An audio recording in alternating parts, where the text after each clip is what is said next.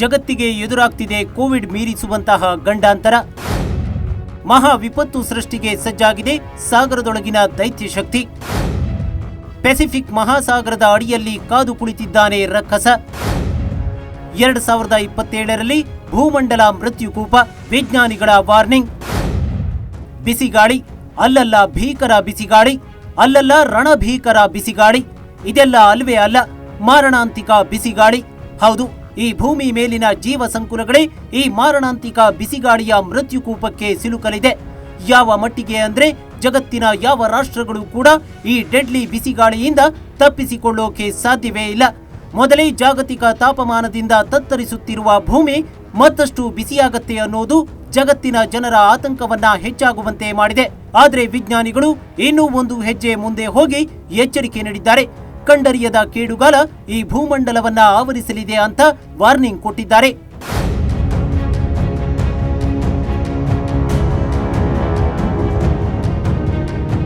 ಹಾಗಾದ್ರೆ ಜೀವ ಸಂಕುಲವನ್ನೇ ಬಳಲಿ ಬೆಂಡಾಗಿಸಿ ಮೃತ್ಯುಕೂಪವಾಗಿಸುವ ಆ ಬಿಸಿಗಾಳಿ ಹೇಗೆ ಸೃಷ್ಟಿಯಾಗತ್ತೆ?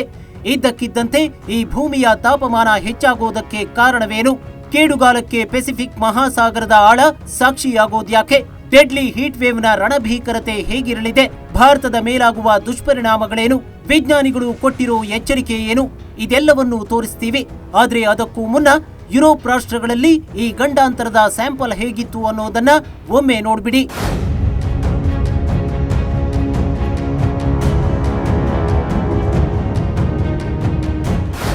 ಯುರೋಪ್ ರಾಷ್ಟ್ರಗಳನ್ನ ಅಕ್ಷರಶಃ ಸುಟ್ಟ ಭೀಕರ ಬಿಸಿಗಾಳಿ. ಐರೋಪ್ಯ ರಾಷ್ಟ್ರಗಳ ಪಾಲಿಗೆ ಈ ವರ್ಷದ ಬೇಸಿಗೆ ಘನಘೋರವಾಗಿತ್ತು. ಕಂಡರಿಯದ ಬಿಸಿಗಾಳಿಗೆ ಜನ ಬಸವಳಿದು ಹೋಗಿದ್ರು. 44ರಿಂದ 48 ಡಿಗ್ರಿವರೆಗಿನ ಬಿಸಿಲಿಗೆ France, Belgium, Poland, Italy, Netherlands, Spain, England ಸೇರಿ ಒಟ್ಟು 27,000ಕ್ಕೂ ಅಧಿಕ ಜನರು ಬಲಿಯಾಗಿದ್ರು. ಇದು ಅಂಕಿ ಅಂಶಗಳಷ್ಟೇ. ಒಮ್ಮೆ ರಣಭೀಕರ ಬಿಸಿಗಾಳಿಗೆ ಐರೋಪ್ಯ ರಾಷ್ಟ್ರಗಳು ಯಾವ ಮಟ್ಟಿಗೆ ನಲುಗಿದ್ವು ಅನ್ನೋದನ್ನ ನೋಡಿ.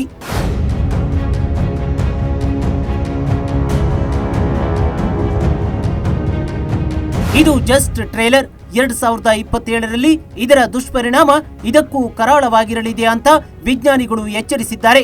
ಅಷ್ಟಕ್ಕೂ ಈ ಮಹಾ ವಿಪತ್ತಿಗೆ ವಿಜ್ಞಾನಿಗಳು ಬಿಚ್ಚಿಟ್ಟ ಕಾರಣ ಸೂಪರ್ ಎಲ್ ನೀನೋ. ಹೌದು, ಈ ಸೂಪರ್ ಎಲ್ ನೀನೋ ಕಾರಣದಿಂದಲೇ 2027ರಲ್ಲಿ ಜಗತ್ತು ತತ್ತರಿಸಲಿದೆ. ಈಗಲೇ ಹಲವು ದೇಶಗಳು ಬಿಸಿಗಾಳಿಯ ಪ್ರಭಾವಕ್ಕೆ ಸಿಲುಕಿ ನಲುಗಿ ಹೋಗಿದ್ದು, ವಿಜ್ಞಾನಿಗಳ ಅಂದಾಜಿನ ಪ್ರಕಾರ ಇದರ ಅಸಲಿ ಆರ್ಭಟ ಶುರುವಾಗೋದು 2027ರಲ್ಲಿ. ಯಾಕಂದ್ರೆ ಪೆಸಿಫಿಕ್ ಮಹಾಸಾಗರದ ಅಡಿಯಲ್ಲಿ ನಡೆಯುತ್ತಿರುವ ಬೆಳವಣಿಗೆ ಇಡೀ ಜಗತ್ತಿಗೆ ಕೇಡುಗಾಲವನ್ನ ತಂದೊಡ್ಡಲಿದೆ.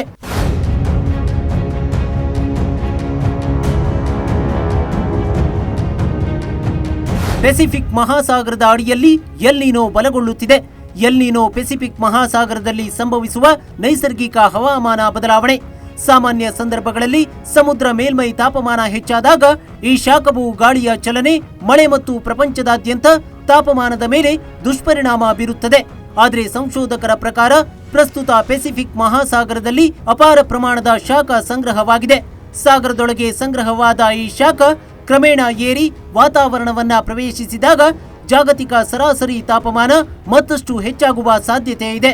ಇದಕ್ಕೆ ಸಾಕ್ಷಿಯಾಗಿ ಈ ಬಾರಿ ದೇಶ, ರಾಜ್ಯದಲ್ಲಿ ವಾಡಿಕೆಗಿಂತ ಕಡಿಮೆ ಬಿದ್ದ ಮಳೆಯೇ ಸಾಕ್ಷಿ. ಇದಕ್ಕೆ ಪೂರಕವಾಗಿ ಶತಮಾನದ ಭೀಕರ ಬರದ ಛಾಯೆಯೂ ಕೂಡ ಆವರಿಸಿದೆ. ವಿಜ್ಞಾನಿಗಳ ಅಂದಾಜಿನ ಪ್ರಕಾರ ಪ್ರಸ್ತುತ ಎಲ್ ನೀನೋ 1997-98ರಲ್ಲಿ ದಾಖಲಾದ ಎಲ್ ನೀನೋಗಿಂತಲೂ ಪ್ರಭಾವಶಾಲಿಯಾಗಿರಲಿದೆ. ಅವತ್ತು ಪ್ರಪಂಚದ ಅನೇಕ ಭಾಗಗಳಲ್ಲಿ ಭಾರೀ ಮಳೆ, ಪ್ರವಾಹ ಮತ್ತು ಬರಗಾಲಗಳು ಸಂಭವಿಸಿದ್ವು. ಆದರೂ ಅಂದಿನ ಪರಿಸ್ಥಿತಿ ಭಿನ್ನವಾಗಿತ್ತು. ಆದರೆ ಈ ಬಾರಿ ಪರಿಸ್ಥಿತಿ ಅಂದಿಗಿಂತ ಹೆಚ್ಚು ಭಿನ್ನವಾಗಿರಲಿದೆ. ಯಾಕಂದ್ರೆ ಈಗಲೇ ಭೂಮಿಯ ತಾಪಮಾನ ಅಂದಿಗಿಂತ ಹೆಚ್ಚಿದೆ. ಹೀಗಾಗಿ ಸಾಗರದೊಳಗಿನ ಶಾಖ ತಾಪಮಾನವನ್ನ ಸೇರಿದ್ರೆ ಮತ್ತಷ್ಟು ಭಯಂಕರವಾಗಿರಲಿದೆ. ಸದ್ಯ ಸೂಪರ್ ಎಲ್ ನೀನೋ ಪರಿಣಾಮದಿಂದ ಸಾಗರದಲ್ಲಾಗುತ್ತಿರುವ ಬದಲಾವಣೆಗಳು ಹವಾಮಾನ ವ್ಯವಸ್ಥೆಯ ಮೇಲೆ ಏಕಾಏಕಿ ಪರಿಣಾಮ ಬೀರುವುದಿಲ್ಲ.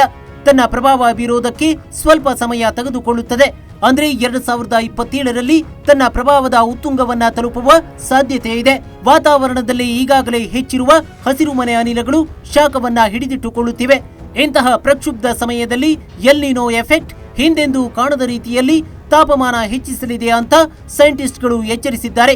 ಸೂಪರ್ ಎಲ್ ನಿನೋದಿಂದ ಕೇವಲ ಬಿಸಿಗಾಳಿ ಮಾತ್ರವಲ್ಲ, ಇದರಿಂದ ವಿಶ್ವದ ಹವಾಮಾನ ಸಮತೋಲನವೇ ಏರುಪೇರಾಗಲಿದೆ. ಕೆಲವು ಪ್ರದೇಶಗಳಲ್ಲಿ ಭಾರೀ ಮಳೆಯಾಗಿ ಪ್ರವಾಹ ಪ್ರಕೋಪ ಕಾಣಿಸಿಕೊಂಡ್ರೆ ಕೆಲವು ಕಡೆ ಮಳೆಯೇ ಬೀಳದೆ ಅನಾವೃಷ್ಟಿ ಸೃಷ್ಟಿಯಾಗಲಿದೆ.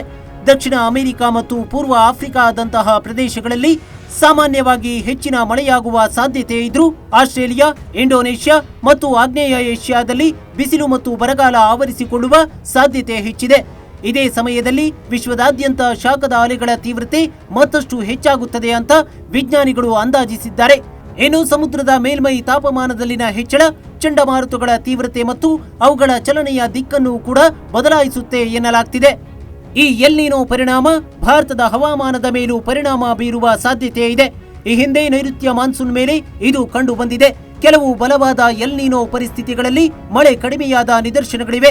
ಆದರೆ ಎಲ್ ನಿನೋ ಭಾರತೀಯ ಮಾನ್ಸೂನ್ ಅನ್ನ ನಿರ್ಧರಿಸುವುದಿಲ್ಲ. ಹಿಂದೂ ಮಹಾಸಾಗರದ ತಾಪಮಾನ, ಗಾಳಿ ಬದಲಾವಣೆಗಳು ಮತ್ತು ಸ್ಥಳೀಯ ಹವಾಮಾನ ಪರಿಸ್ಥಿತಿಗಳು ಸಹ ಅಷ್ಟೇ ಪ್ರಮುಖ ಪಾತ್ರ ವಹಿಸುತ್ತವೆ. ಆದರೆ ಎಲ್ ನಿನೋದಿಂದ ಉಂಟಾಗಿರುವ ಅತಿಯಾದ ಶಾಖ ಕೃಷಿ ಮತ್ತು ಜಲಸಂಪನ್ಮೂಲಗಳ ಮೇಲೆ ದುಷ್ಪರಿಣಾಮ ಬೀರುವ ಸಾಧ್ಯತೆ ಇದೆ ಎಂದು ಹವಾಮಾನ ತಜ್ಞರು ಎಚ್ಚರಿಕೆ ನೀಡಿದ್ದಾರೆ. ಕಲ್ಲಿದ್ದಲು, ತೈಲ ಮತ್ತು ನೈಸರ್ಗಿಕ ಅನಿಲದ ಬಳಕೆಯಿಂದ ಹೆಚ್ಚುತ್ತಿರುವ ಇಂಗಾಲದ ಹೊರಸೂಸುವಿಕೆ ಭೂಮಿಯ ತಾಪಮಾನವನ್ನ ನಿರಂತರವಾಗಿ ಹೆಚ್ಚಿಸುತ್ತಿದೆ.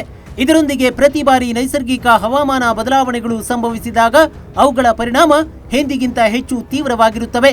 ಹೀಗಾಗಿ ಈ ಬಾರಿ ಬಿಸಿಗಾಳಿಯ ದಿನಗಳು ಅತ್ಯಂತ ದಾರುಣವಾಗಿರಲಿದೆ ಅಂತ ವಿಜ್ಞಾನಿಗಳು ಎಚ್ಚರಿಕೆ ನೀಡಿದ್ದಾರೆ. ಒಟ್ನಲ್ಲಿ ಈಗಾಗಲೇ ರಾಜ್ಯದಲ್ಲಿ ಮಳೆ ಪ್ರಮಾಣ ಭಾರೀ ಪ್ರಮಾಣದಲ್ಲಿ ಕಡಿಮೆಯಾಗಿದ್ದು ಬರದ ಛಾಯೆ ಆವರಿಸಿದೆ.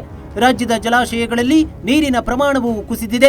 ಕೇವಲ ಕುಡಿಯುವ ನೀರಿಗಾಗಿ ಮಾತ್ರ ಡ್ಯಾಂಗಳ ನೀರನ್ನ ಬಳಸಲಾಗ್ತಿದೆ. ಇಂಥ ಸಮಯದಲ್ಲಿ ಎಲ್ ನಿನೋದಿಂದ ಉದ್ಭವಿಸುವ ಡೆಡ್ಲಿ ಹೀಟ್ ವೇವ್ ಇಡೀ ಭೂಮಂಡಲಕ್ಕೆ ಕೇಡುಗಾಲ ತಂದೊಡ್ಡಲಿದೆ. ಈ ಬಿಸಿಗಾಳಿ ಜಗತ್ತಿಗೆ ಕಂಟಕವಾಗಲಿದೆ ಅನ್ನೋದನ್ನ ಯಾರೂ ತಳ್ಳಿ ಹಾಕುವಂತಿಲ್ಲ. ಹೀಗಾಗಿ ಈ ಜಗತ್ತನ್ನ ದೇವರೇ ಕಾಪಾಡಬೇಕು. Sanjay Naik, news desk, Ashwavega news.